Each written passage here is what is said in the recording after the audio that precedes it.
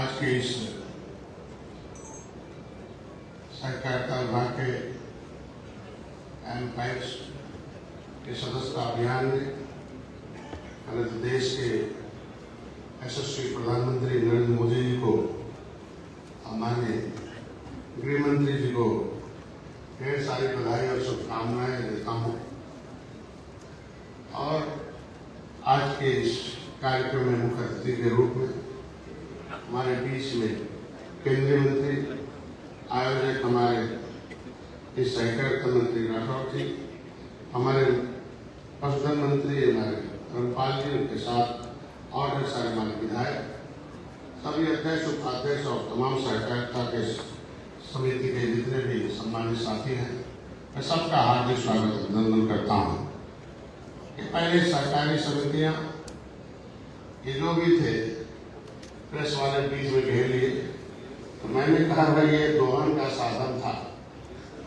अभी हमारे प्रधानमंत्री ने, गृह मंत्री ने इसे विकास का संसाधन बनाया, बाकी कुछ नहीं बनाया। इसके लिए मैं अपने आज के मुख्य अतिथि जी को मैं पढ़ रहा था नेट पर, इन्होंने पूरे देश में जगह, एक ही प्रदेश की बात नहीं हो, पूरे देश में कोई ऐसा प्रदेश बाकी नहीं है जहां आज के दिन इन समितियों के माध्यम से गांव में रहने वाले लोगों को विकास की धारा में जोड़ने का इससे बढ़िया साधन शायद कोई और विभाग नहीं है। सरकारी समिति के माध्यम से लोगों के गांव में रहने वाले किसान नौजवानों को, जिनको उपेक्षित समझा जाता है, इसको किसान को कहा जाता था कि जिसकी कोई शान नहीं उसका नाम है किसान, लेकिन आज शान बढ़ाकर सहकारिता विभाग के किसानों को मैं इसे विशेष बधाई देता हूँ। इसमें जितने भी लोग आए हुए हैं, सहकारी समिति व्यक्तियों का एक स्वायत्त स्वशासित स्वैच्छिक संगठन है जो अपने साझा आर्थिक हितों को बढ़ावा देने के लिए एकजुट होते हैं। यह स्वयं सहायता और पारंपरिक सहायताओं के सिद्धांत पर कार्य करती है। इसका प्राथमिक लक्ष्य बाहरी निवेशकों के लाभ को अधिकतम करने के बजाय अपने सदस्यों को सेवा और लाभ प्रदान करने का है। इसका स्वामित्व और नियंत्रण इसके सदस्यों के पास ही होता है, जो एक सदस्य एक वोट के लोकतांत्रिक सिद्धांत पर कार्य करता है। सहकारी समितियां सदस्यों के लाभ के लिए संचालित होती हैं और अपने सदस्यों के जीवन स्तर को सुधारने के लिए वस्तुओं की सेवाओं पूंजी को साझा करती है।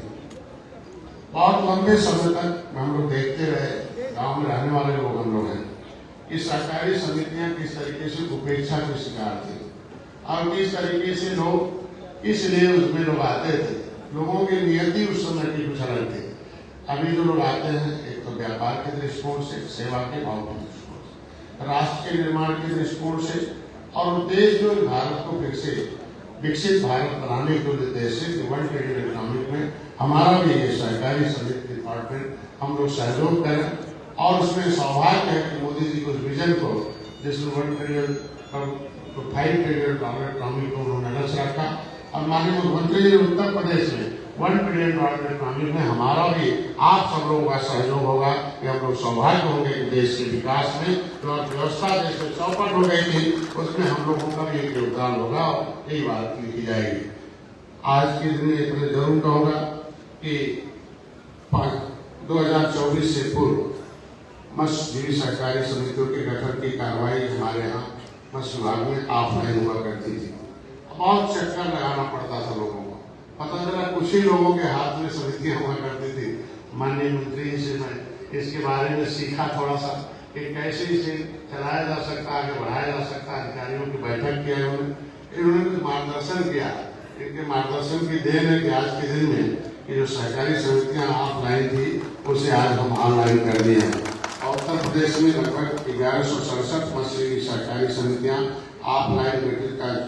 ऑनलाइन और ऑफलाइन गठित करके इसकी संख्या हम लोगों ने बढ़ाकर आज के दिन में पूरा का पूरा 1650 कर दिया है।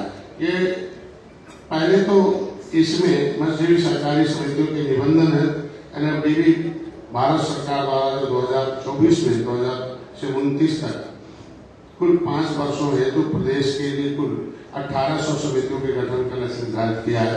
मैं कहूँगा कि वर्षवार समितियों के गठन हेतु हमारे यहाँ जो 2024-25 में 225, 26 में 226, 27 में 581 और 2027 में अभी तक जो है 649 तथा 28 29 में 170 निर्धारित किए गए हैं कि वर्ष 2024-25 में 200 के लक्ष्य के सापेक्ष हमने 345 समितियों का गठन कराया। वर्ष 2025-26 के लक्ष्य के 200 के सापेक्ष 140 का गठन हमने करा लिया। उसकी कार्रवाई पूर्ण की। इस प्रकार प्रदेश में अब तक कुल समितियां 1650 का गठन हो चुका है। मैं कहूँगा अध्यक्ष जी को आश्वस्त करूंगा कि इस समितियों के रजिस्ट्रेशन की जो प्रक्रिया वर्तमान में पूर्ण रूप से विभागीय पोर्टल पर हमारे यहाँ पेपरलेस कर दी गई है। सभी समितियों के रजिस्ट्रेशन की प्रक्रिया ऑनलाइन हो जाने के फलस्वरूप प्रत्येक स्तर पर मात्र 1 सप्ताह के अंदर ही समितियों के गठन की कार्रवाई पूर्ण कर ली जाती है। इसमें लाभार्थी को अनावश्यक समस्याओं का सामना नहीं करना पड़ता, बल्कि प्रक्रिया पूरी तरह से फेसलेस होने के कारण किसी भी व्यक्ति को कार्यालय आने की कोई जरूरत नहीं है। वो गांव में बैठे बैठे समितियां बनवा के अपना काम कर रहे हैं। भारत सरकार की सहकारिता मंत्रालय द्वारा आदर्श मॉडल जो विधि अंगीकृत करने हेतु निर्देश जारी किए गए थे।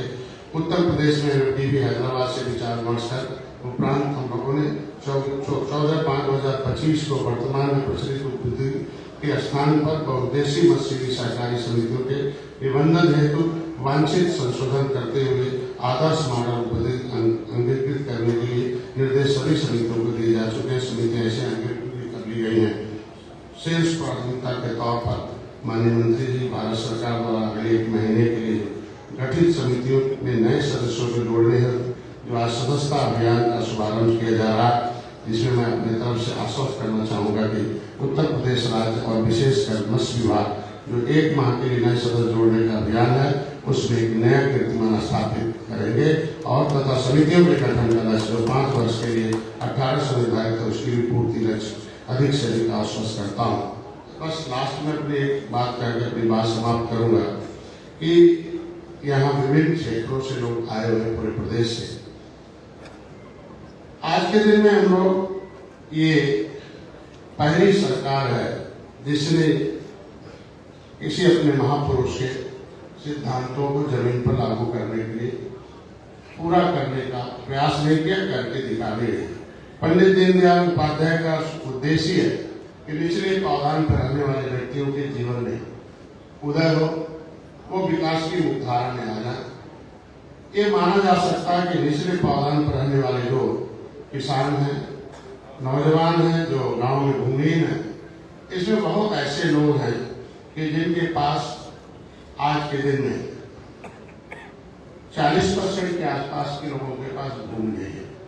गांव में वो बटाई पर आते जाते हैं और ऐसे लोगों को भी थोड़ी सी व्यवस्था इसमें दी जाए कि मूल किसान के साथ साथ जो उसके साथ और जुड़े हुए लोग हैं, जो देश को आजाद कराने के लिए लगभग ढेर सारे लोगों को क्रिमिनल कास्ट घोषित करके अंग्रेजों ने जो जाना था, जो गांव में निवास करते हैं और वो भी हमारे देश के नागरिक हैं, उनके पास जमीन नहीं होने के नाते, उनके पास कुछ होने के नाते वो किसान तो हैं, लेकिन वो रजिस्टर्ड किसान के रूप में हम उन्हें कुछ तो सम्मान देते हैं। जैसे मान लीजिए बीमा होता है, तो बीमा होता है तो अभी हम लोग गए थे बाढ़ के एरिए में, तो लोगों ने हम लोगों से निवेदन किया कि भाई पैसा जो आएगा बाढ़ का तो वो तो किसान के खाते में चला जाएगा, जमीन में हमने लगाया है, पूंजी हमने लगाया है। मैंने वहाँ डीएम लोकल स्तर पर मैंने समन्वय स्थापित कर दी गई, बुलाकर सामाजिक बैठक करके काम कराने। तो मैं ऐसे लोग जो किसान कृषि से जुड़े लोग हैं, भूमिहीन लोग हैं, उनके लिए ये सहकारी समिति वरदान के रूप में है। वो आज के दिन में इनको मेंबर बनाकर हम उनको आगे बढ़ा सकते हैं। ऐसे लोग जो देश को आजाद कराए हैं, झोपड़ी में हैं, उन्हें भी इसे जोड़कर हमें सेवा करने का अवसर है। इससे बढ़िया सहकारी समितियों में जोड़कर उनके विकास करने का अवसर लाया जा सकता है। इससे बढ़िया साधन कोई नहीं है जो पंडित दीनदयाल उपाध्याय के सपने को हम लोग साकार कर सकते हैं। इसलिए धन्यवाद। भारत माता की। बहुत बहुत धन्यवाद मंत्री महोदय।